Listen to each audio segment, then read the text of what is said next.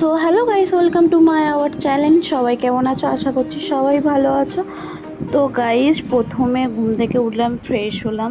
Fresh হওয়ার পর একটু কফি খেলাম। তো কফি খাওয়ার পর একটু বেরিয়ে পড়লাম। বলো তো গাইস, আমি কোথায় যাচ্ছি? সকালে উঠে সবসময় তো সকালে উঠে কাজবাজ করি, এটা করি সেটা করি, সেটা তো ব্লগ ভিডিও করি।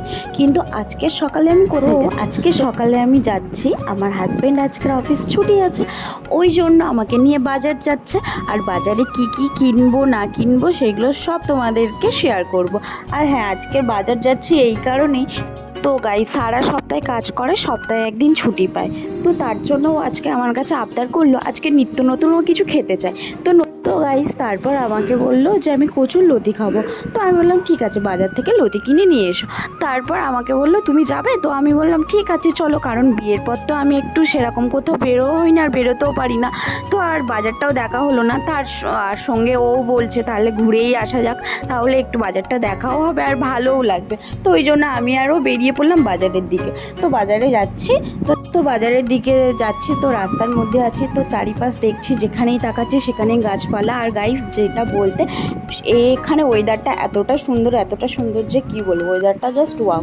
তো তারপর আমরা এই সামনে পাশে একটা মন্দির ছিল, তো ফাইনালি আমরা বাজার পৌঁছে গেলাম। তো বাজারে আসার পর তো এই দেখো গাইস লতি, তারপর গিয়ে ও লতি কিনলো। তো লতি কেনার পর তো দেখছে আম। তো আমি বলছি আম নিয়ে কী করবে? বলছে দুপুরের দিকে একটু আম পোড়া জুস করে দিও, আমি একটু আম পোড়া জুস খাবো। আমি বললাম ঠিক আছে, আম পোড়া জুস খাবে যেকালে। তো তারপর ফাইনালি দেখো আমরা লতিও কিনে নিলাম, আমও কিনে নিলাম। তো কেনার পর আমরা গেলাম একটু মাংসর দোকানে। ওরে বাবা, মাংসর দোকানে কি ভিড়, কতক্ষণ দাঁড়ানোর পর দাঁড়িয়েই আছি। আর উফ, এই গরমে আর ভালো লাগছে না। আর ওয়েদারটাও কেমন একটা যেন, পুরো রোদ তো পড়েছেই। তো আমরা অনেক সকালে গেছি, তাও এত গরম লাগছে। তারপর মাংসর দোকানে এত ভিড় যে কি বলবো, অনেকক্ষণ দাঁড়ানোর পর ফাইনালি আমাদের মাংস কেনা হয়েও গেল। আর একটা কথা জানো গাইস, ও সব কিনে আমার হাতে দিচ্ছে যে তুমি নিয়ে চলো, মানে আমি হচ্ছে বয়ে নিয়ে যাচ্ছি আর ও হাঁটছে। তারপর আমরা একটু কচুরির দোকানে গেলাম, তো আমরা একটু পেটাই পরোটা কিনলাম। তো সেইগুলো আর ভিডিও করা হয়নি। দেখো গাইস ওয়েদারটা কতটা সুন্দর আর কতটা ভালো লাগছে, আর আবহাওয়াটা জাস্ট ওয়াও। আমরা একটু কচুরির দোকানে গেলাম, পেটাই পরোটা কিনলাম, তো সেইগুলোর ভিডিও করা হয়নি। তো দেখো তারপর আমরা এই বাড়ির দিকে যাচ্ছি, আর বাড়ির দিকে যেতে যেতে এই যতক্ষণ মানে বাজারে ঘুরছিলাম ততক্ষণ খুবই গরম লাগছে।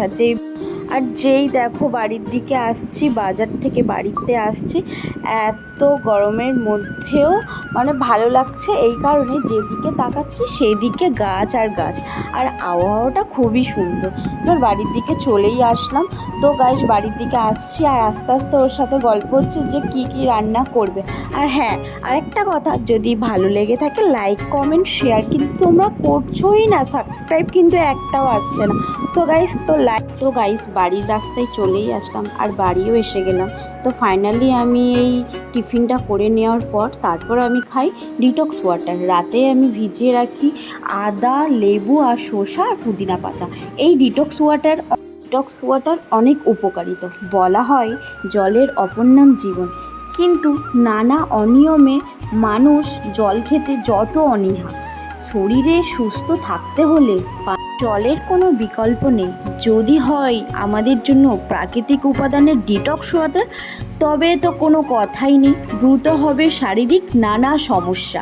অনেক মানুষ অনেক সমস্যার মধ্যে থাকে, কিন্তু এই ডিটক্স ওয়াটার অনেক মানুষের অনেক উপকারিতা। যারা জানেন না তারা এই ভিডিওটা দেখতে থাকুন। এই ভিডিওটা কিছু টিপস আছে যেটা তোমাদের শরীরের জন্য সুস্থ থাকার জন্য সাহায্য করবে। তো গাইস, রাস্তায় ধুলো বালির মধ্যে আমরা যে খাদ্য অভ্যাস দেহে জমা হয় একটা টক্সিক বিষাক্ত পদার্থ, এইসব দরকারের জন্য ডিটক্স ওয়াটার খুব ভালো কাজ করে। আর হ্যাঁ, যাদের অ্যাকনিক পিম্পল হয় তাদের জন্য তো ডিটক্স ওয়াটার উপকারিত।